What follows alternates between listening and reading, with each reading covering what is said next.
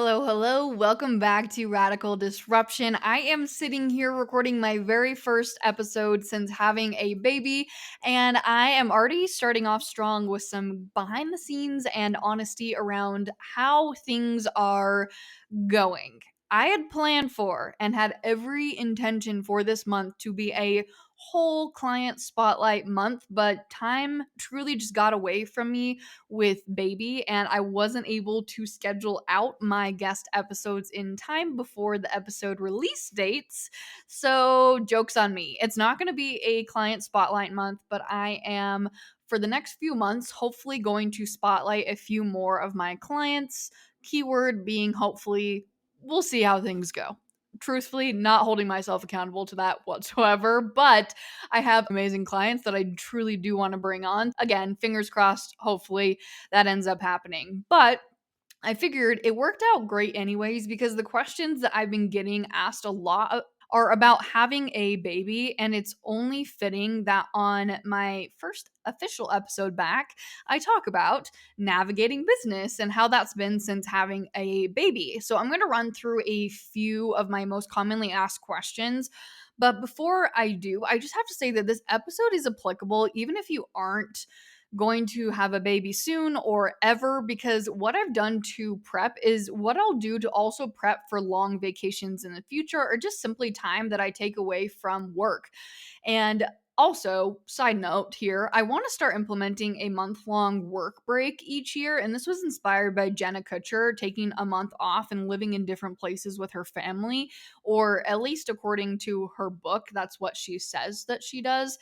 But I was really inspired by that and I love that. Now, when I'm going to start implementing that, I'm not really sure. So, when is the key? And I'll, of course, keep you up to date on all of that. But when I do start taking a month off every year as a break, I'm going to use all the things that I learned from maternity leave to make sure that I have a successful time away.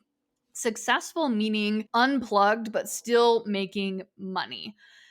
Oh, and I should also mention that if you're new to the podcast or you haven't been on Instagram much because of the holidays and all of that good stuff, and you probably already guessed from the podcast episode title and everything that I've already shared so far in this episode, but I had a baby girl last year.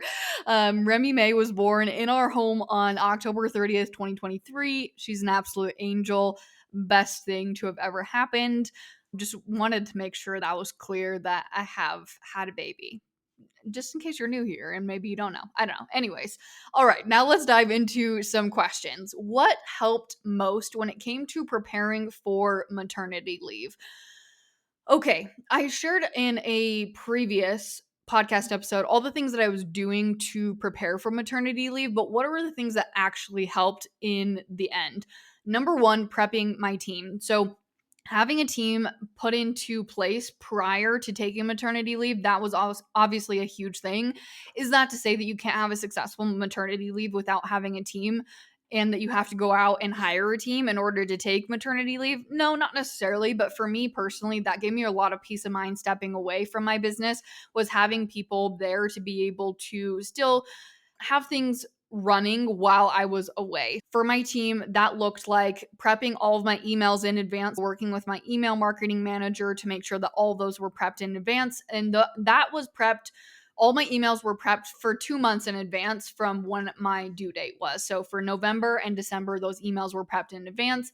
That also looked like for me recording podcast episodes all the way up until the first week of January, and then working sending those off to my podcast team to take care of that, do all the editing and uploading while I was on maternity leave. That looked like letting my virtual assistants know ahead of time. I would say probably 2 months after I found out I was pregnant is when I started letting my team know and started working with them to prepare. I even hopped on some hour-long meetings with my team to make sure that they understood what I needed support from them with during this time away, what deadlines, in terms of like when I wanted things done prior to having a baby, what it looked like in terms of them contacting me while I was on maternity leave if they needed to contact me, what it looked like in terms of when I was coming back from maternity leave. So I started having those conversations pretty early on in my pregnancy, just knowing that I wanted to make sure that they had time to help me to also prepare. Prepping my team was probably the number one most important thing that I did to help me be able to step away from my business during maternity leave. I'm trying to think what else. I think those were the big things when it came to my team, was just really just letting them know and then having their support in batching out content to be able to last not just 1 month but 2 months while I was away. Number two, in terms of things that helped me while I was prepping for maternity leave, that I was really grateful that I had gotten done, was getting done any projects that I had put on the back burner. So for me, this was updating copy and design for my website, with the intention being that I wanted to create a website that converts more viewers into followers passively. So this is not really a necessity, I would say, for anyone who is taking any sort of break, whether that be for maternity leave or for vacation. But a big focus of mine while I was away was to have passive sales. So updating my copy and updating my website really helped support my goals. And so that was something that I wanted to make sure that I got done prior to having a baby, and that did get done, and it has been really awesome to have that done, not just because it was like a weight off my shoulders having those two big projects done prior to having a baby, but also knowing the importance of having a website and having great sales copy that converts to make my life easier. Number three would be automations. So again, my goal for this time away, and I would say really probably anyone's goal, I don't know why it wouldn't be your goal if you're taking time away from your business, would be passive income. But because my goal was passive income, I had my email marketing manager go in and really optimize my email funnels. I set up a bunch of other automations with my offers, like on the back end, to sell people into other offers passively. And then on social media as well, having different automations set up, updating my frequently asked questions inside of my direct messages, having automations set up like ManyChat automations. So DM me blank and I'll send you this link, having those types of automations set up as well. So I can continue to serve my community, but also bring in sales without me actively having to sell. And number four, I would say as well, and this is I don't know, you probably didn't really think of this one in terms of what you would think is the most important thing to prep for taking time away from your business. But for me, this was really important, which was mindset prep.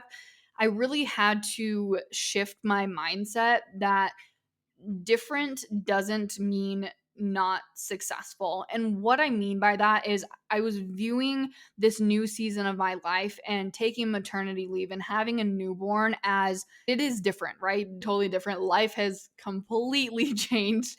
I can tell you that since having a newborn, but leading up to maternity leave and leading up to having a baby, I had lots of fears and anxiety around different, meaning that I wouldn't make as much money or that I wouldn't be able to do all the things that I wanted to do. So I really had to shift my mindset that different doesn't mean not successful. And I had to see this new season and also prepping for this season as a challenge, really to elevate who I am as a person and my business. So I did a lot of things in prepping for maternity leave that I would have never thought of doing had I not gotten pregnant. And I'm really grateful for that because it's really helped me to see my business and also my time, like the how I use my time in such a different way. And so that was a really huge thing for me that caused a lot of anxiety, but I had to work through that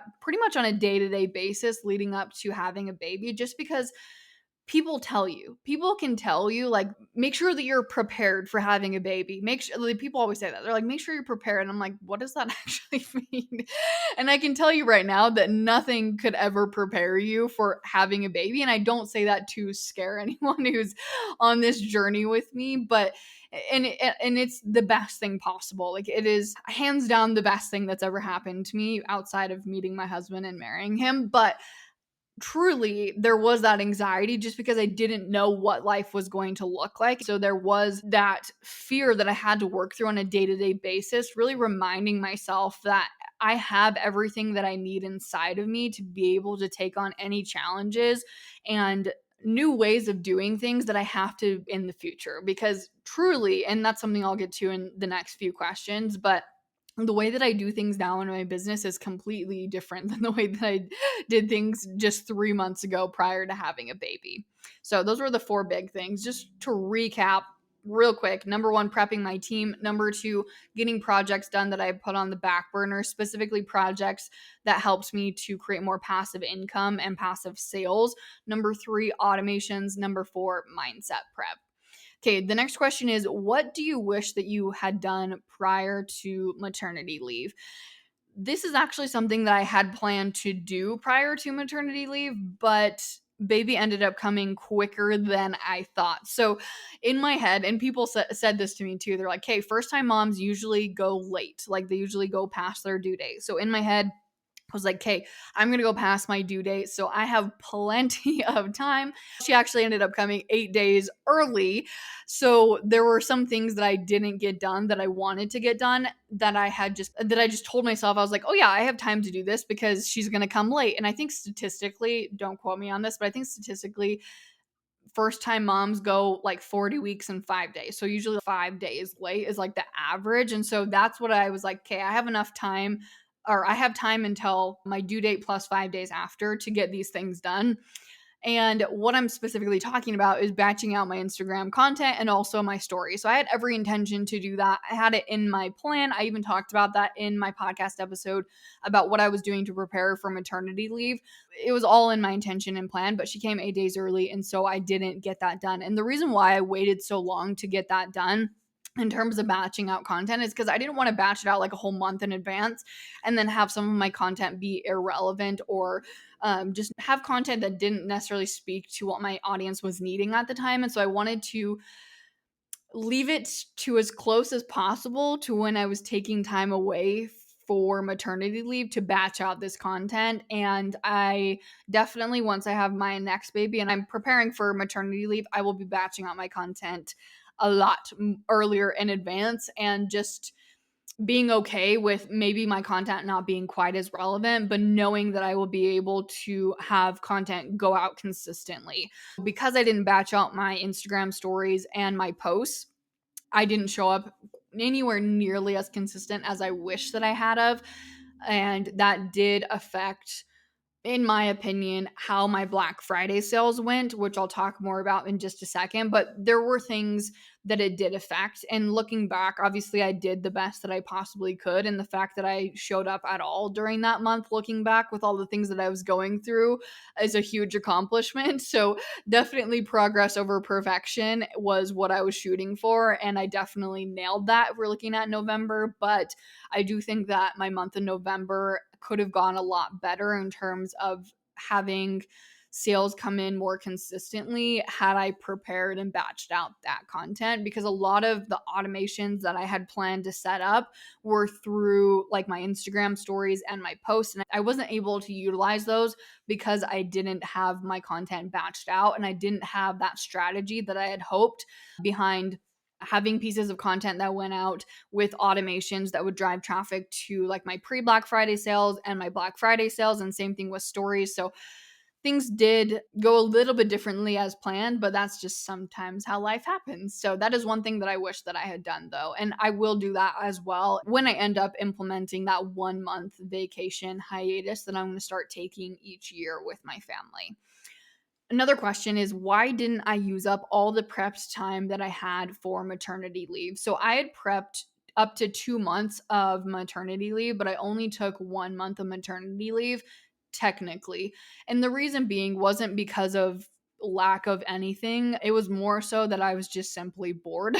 With a newborn, they sleep a lot, but at least with my newborn was sleeping on me a lot. And so the only things that I really had to do was watch a bunch of Netflix or be on my phone a lot. And so I'm like, if I'm going to be on my phone a lot, I might as well be working. And so it was just a pastime for me. And also, newborns are up a lot in the middle of the night. So I would have my phone out and it would just be really easy for me to work in the middle of the night versus just scrolling on Instagram endlessly. Because for those first 2 weeks when I was like, okay, I'm not working at all, and I really truly my first month of maternity leave, I truly didn't work at all. I was just consuming so much content on Instagram. I got to the point where there was no new content left on my feed. You know, when you scroll all the way to the bottom and it's, you've seen everything that's been posted in the last, I think it says 7 days or something. I hit that many of times. And so I was like, okay, I'm consuming way too much. And of course, there are other things that I could have done looking back. I wish that I had maybe started reading a book or something more productive, but whatever. Hindsight. I started to work because it was just convenient for me to have my phone, or not convenient, but I had my phone out and I needed something to do with my time. That's basically the answer to that question. So I could have gone 2 months, but I was bored, truly. And also too, when I came back, so the month of November took that totally off for maternity leave, but the month of December I didn't come back full blast, full capacity, taking on everything that I was doing prior to having a baby. I was only working like maybe 1 to 2 hours a day tops in the month of December. So it wasn't like I came back full blast. It was still, in my opinion, like I was on vacation, but I just worked whenever I wanted to. But there was no pressure for me to show up in any capacity. I wasn't like, oh, I need to do XYZ. There were no deadlines, there were no dates. And so it was nice to have that, like, kind of transition month, honestly. And looking towards like future maternity leaves, that's probably how I'll end up doing it anyways, is I'll give myself 2 months, like 1 month totally off of work and then 1 month as like a transition month, like starting to come back to work but not really giving myself any dates or deadlines, and then coming back more so on month 3. So that's that. Now, next question is, how did Black Friday go while on maternity leave? I talked about this a little bit when it came to batching on my content. Black Friday and the whole month of November in general didn't go as planned. My goal for the month of November in terms of revenue was $200,000. And looking back at it, I set really high goals, not really knowing what life would look like at that time. And it's not to say there's anything bad with me setting those high goals, but really truly, like, I had never had a baby before. I didn't know what life was going to look like. I didn't know what my capacity was going to look like, and especially since I didn't get those bashed out pieces of content prior to having a baby, things just didn't quite go as planned, which is totally fine, but I didn't hit my goal. I believe I hit $110,000 in revenue in the month of November, $100,000 cash month of November, which is great. That was like the month after I had a baby, I made $100,000, which is pretty dang insane looking back. Yeah, I am bummed that I didn't hit my goal of 200,000, which then it affected me hitting my overall goal for 2023 in terms of income, which was $1 million in revenue. I didn't hit that goal in 2023 because I didn't hit my goal in the month of November, but also I had a freaking baby, which is a huge accomplishment.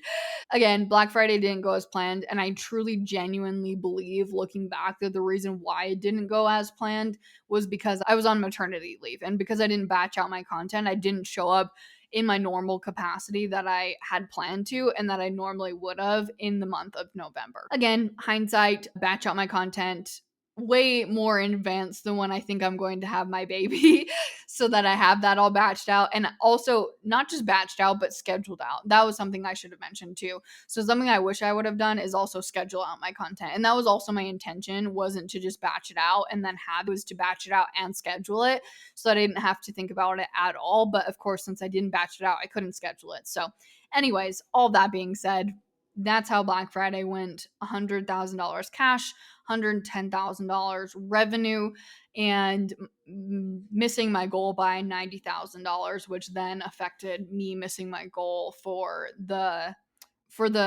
year of 2023. I'm like, what the heck year is it right now? What was last year? I don't even know.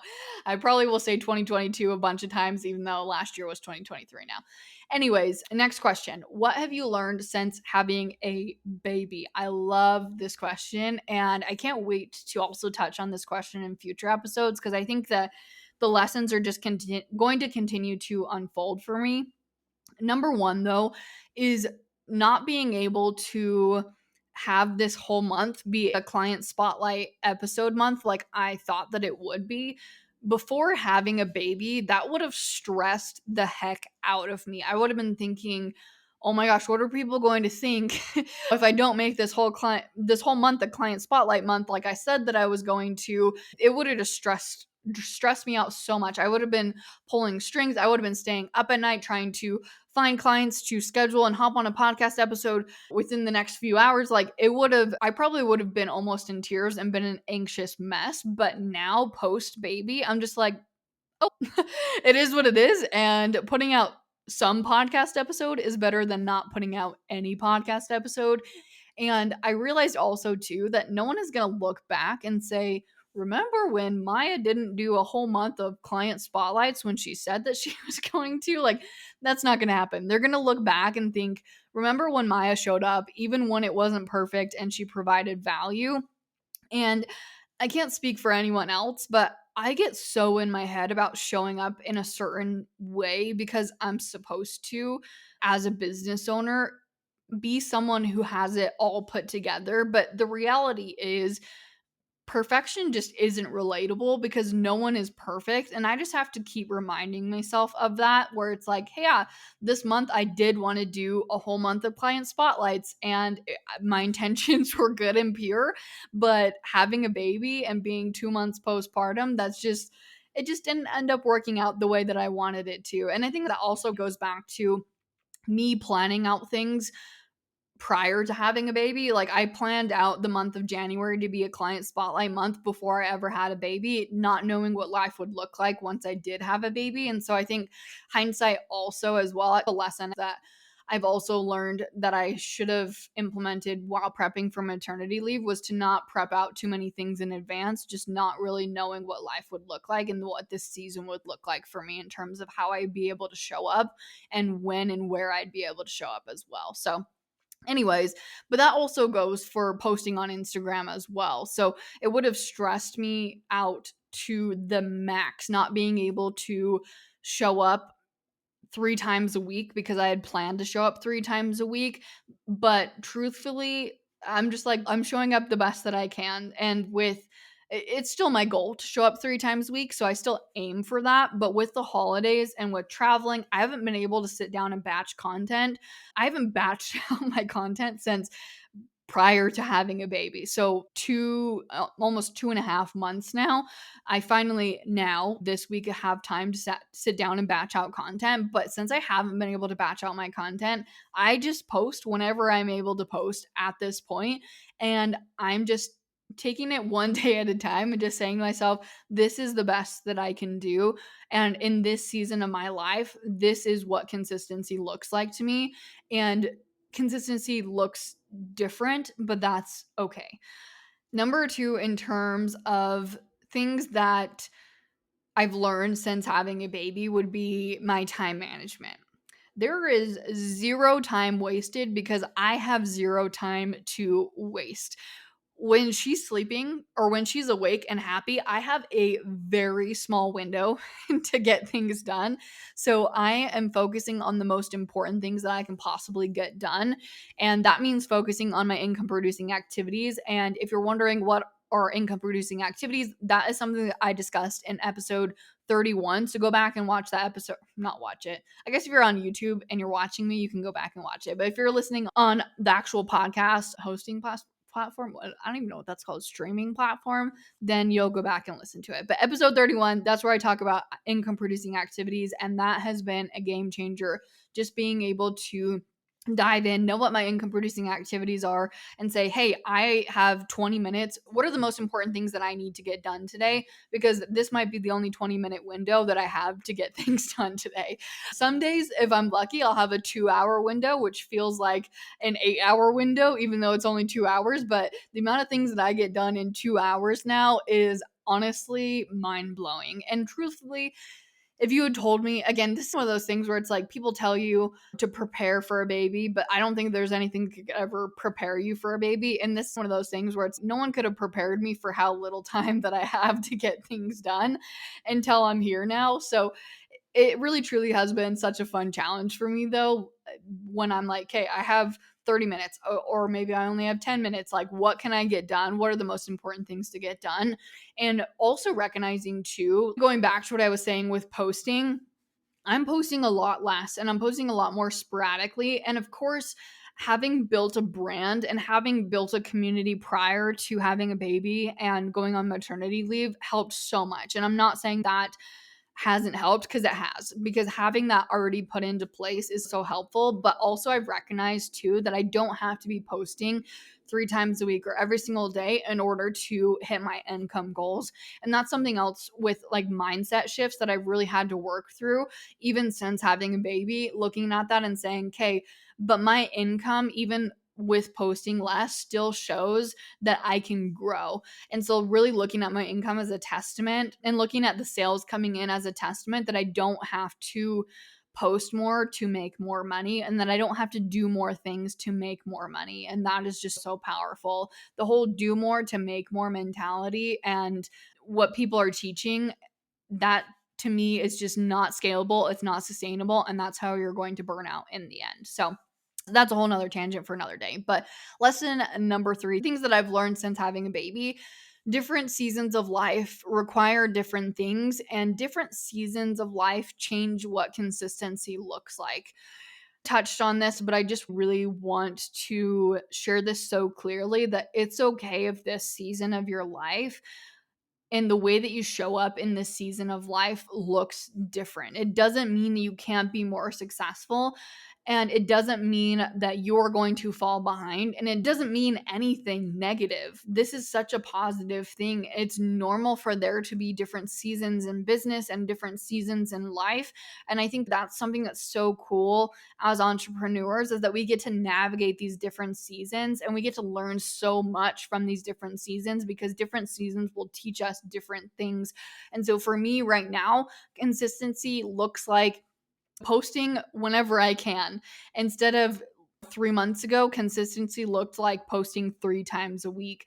And then prior to that, prior to last year, so in the year of 2022, consistency to me on Instagram looked like posting every single day. And so I can already look back just since starting my business at the different seasons that I've been through and see what consistency looks like. And I also think too, that was just an example of consistency in terms of posting on Instagram, but there are different types of consistency in terms of what does your morning routine look like and how does that affect your day. I would say prior to baby, my morning routine was a lot more strategic in terms of helping me to have a really good mental state before I dived into my day. Like that was going on a walk or listening to a podcast or something that had, or maybe even journaling, things along those lines. Like that's something that was really important to me, and doing that consistently was really important. But in this season of my life, like morning routines out the window, night routines, working on it, but those don't really exist either. Really, any sort of routine at this point in my life just doesn't really exist.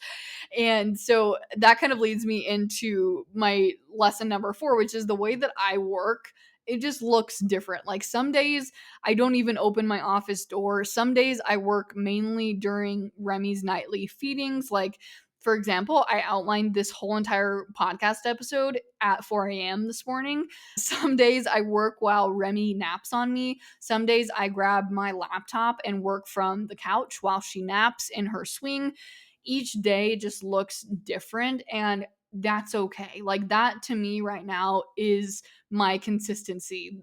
My consistency is the inconsistency. And it's just this season of life. And I know it's not going to last forever, but I'm also embracing it because it is something that's new and I'm learning so much from it.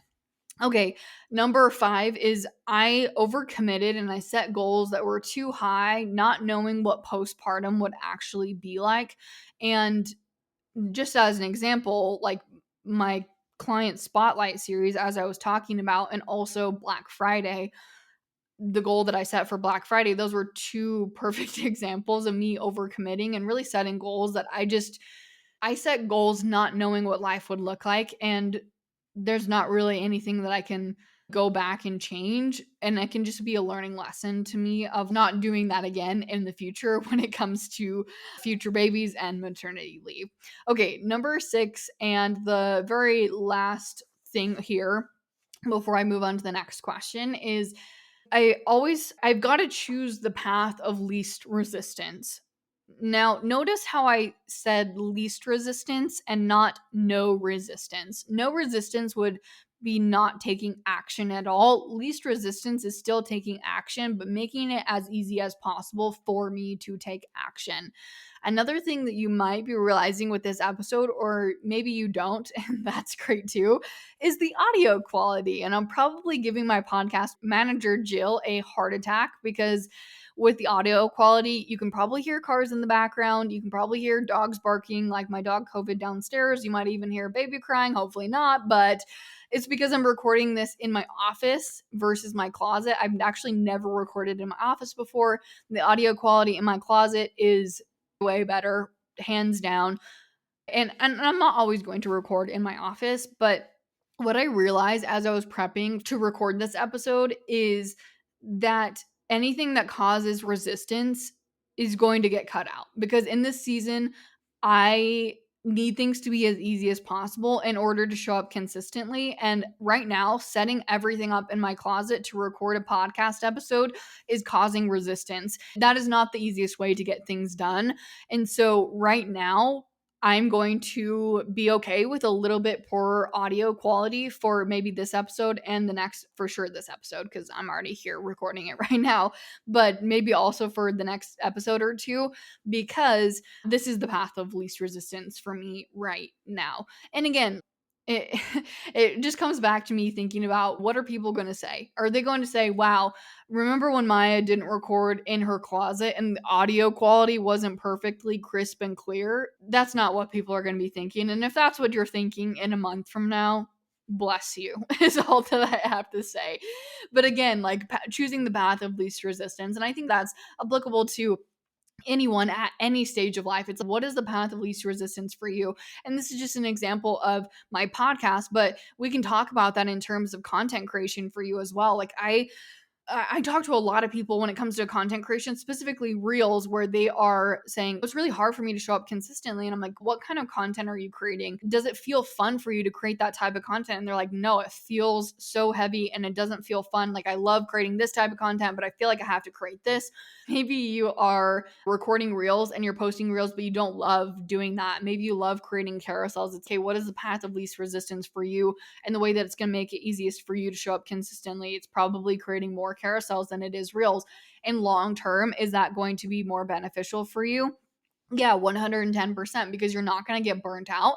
And also, you're going to be able to show up consistently because you're doing something that allows you to do that consistently. So that is so important, is choosing the path of least resistance when it comes to anything in business. And again, least resistance doesn't mean no action. It means least resistance. What is the thing that's going to help you to show up consistently and still take action without it being a chore? All right, there was a lot of repetitiveness in that. Not even going to go back and re-record this podcast episode because your girl just does not have time for that anymore.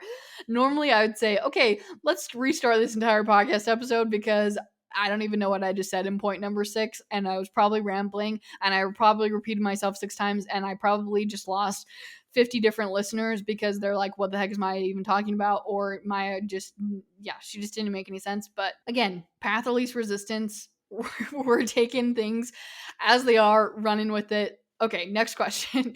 How has / will your business change now that you've had a baby?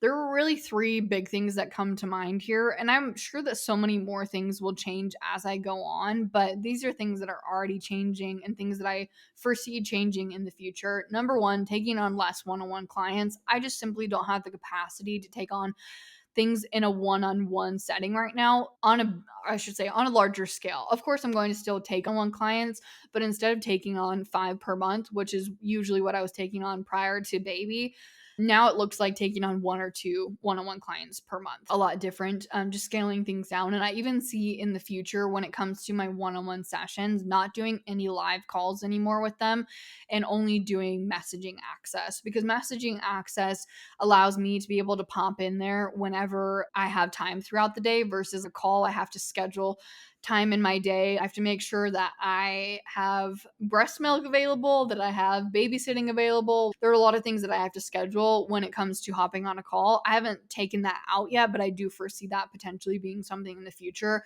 that I do shift with my one-on-ones as well. The next thing that has changed, or not has changed yet, but will change in the future for sure, is restructuring anything that requires live time of mine. So like I said, with the one-on-one live calls, it's just a lot for me to have to sit down and hop on these live calls. My ideal schedule right now would be taking on maybe 2 live calls max per week. And so I have to make sure that anything that I'm creating, whether that be like a program or whether that be my one-on-one clients, that I am sticking to the 1 to 2 live calls per week. And so when it comes to programs, this means that scalability, for example, which is my only live program that I have right now, that's going to get a totally restructure as I'm going into this next round. And I'm going to get a lot more intentional with the time that I am spending live in the program, and really make sure that there's no fluff, and just really make sure that the program itself has a more strategic approach to it. And that's not to say that the program hasn't been successful in the past. It 110% has. I love scalability. People love scalability. People have seen such amazing results after joining into scalability. But now, just in this season of my life, things have to look different if I want to run this as a live program again.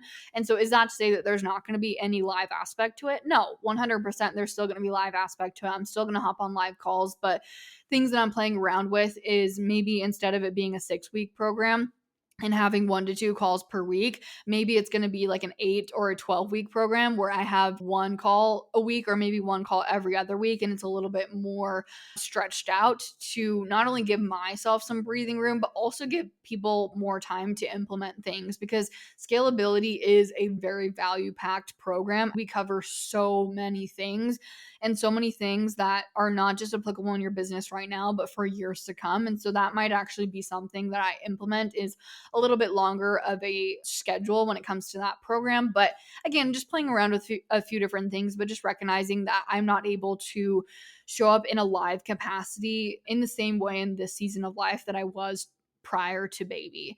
And then the next thing is boundaries getting tighter, especially when it comes to messages on Instagram. So I just have zero time for unkind people and zero energy for unkind people at this season of my life. I put it up with the trolls and the unkind messages in the past, but just in this season of my life, motherhood is already hard enough.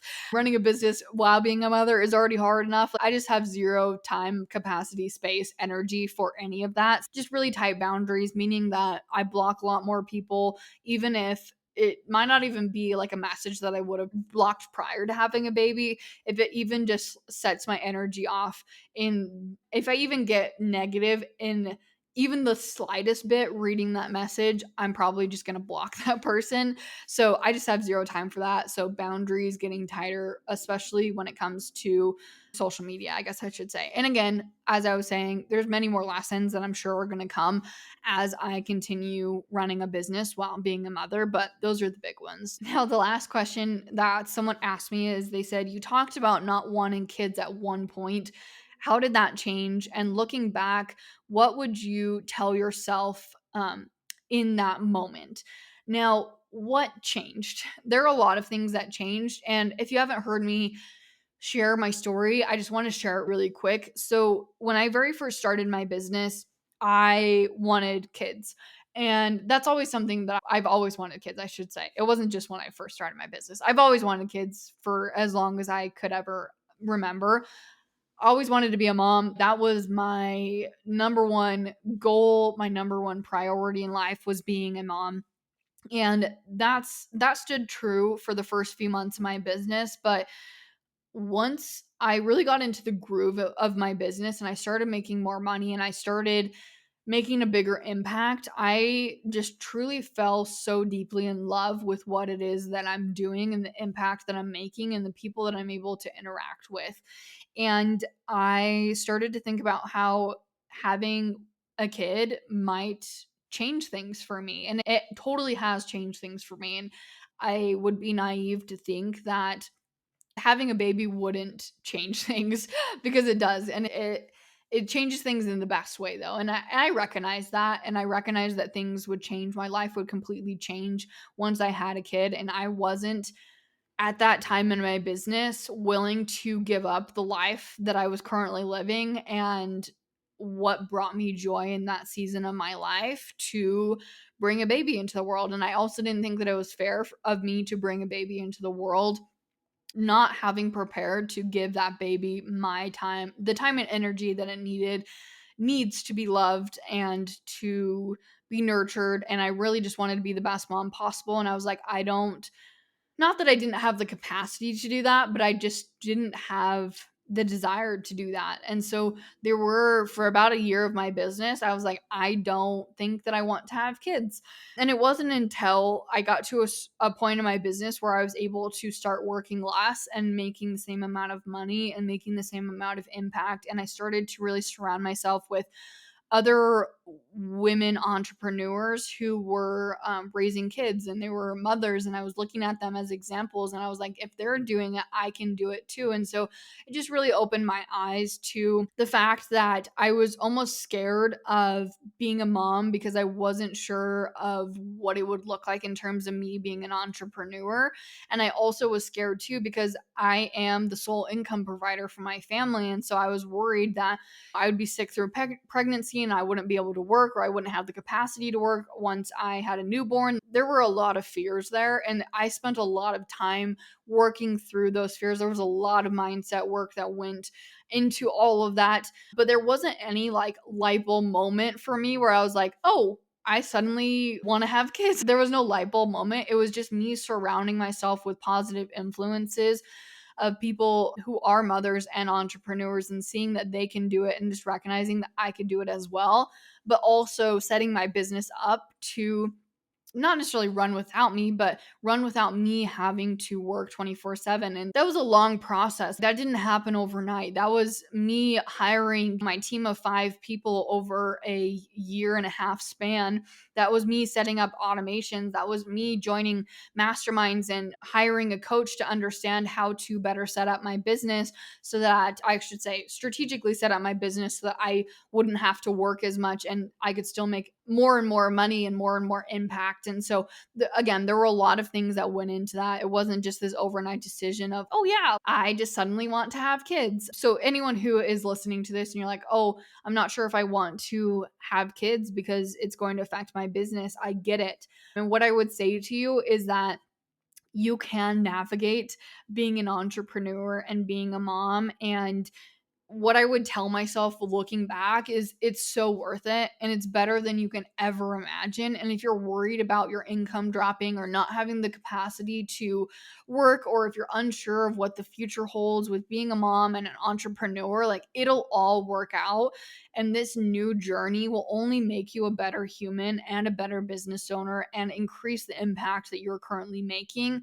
Having a baby doesn't limit you, it expands you, and it expands the capacity that you have to hold money and the capacity for money to flow into your life. A baby truly makes everything better in every way, shape, and form possible. So that's what I would tell myself. That's what I would tell you if you're feeling like you're in that stage of life. But all that being said, there's a lot of rambling that has happened in this episode. This episode is not perfect with audio quality. This episode was supposed to be a client spotlight episode. This episode isn't perfect with the language that I'm using and the way that I'm speaking. I forgot how to speak English many of times throughout this episode. It's not perfect, but it's also so beautiful. And that is something that this season has taught me, is that there is something so perfect about the unperfectness of going through things with messy action. And that's what I would encourage you to take into 2024, and that's what I'm taking into 2024, is leaning into the messy action. And that really truly is what's going to get us to our goals that we have for this year, is taking that imperfect action, that messy action every single day, and recognizing that it's these small things that compound into the larger things over time. That is it for today's episode. Thank you so much for listening in.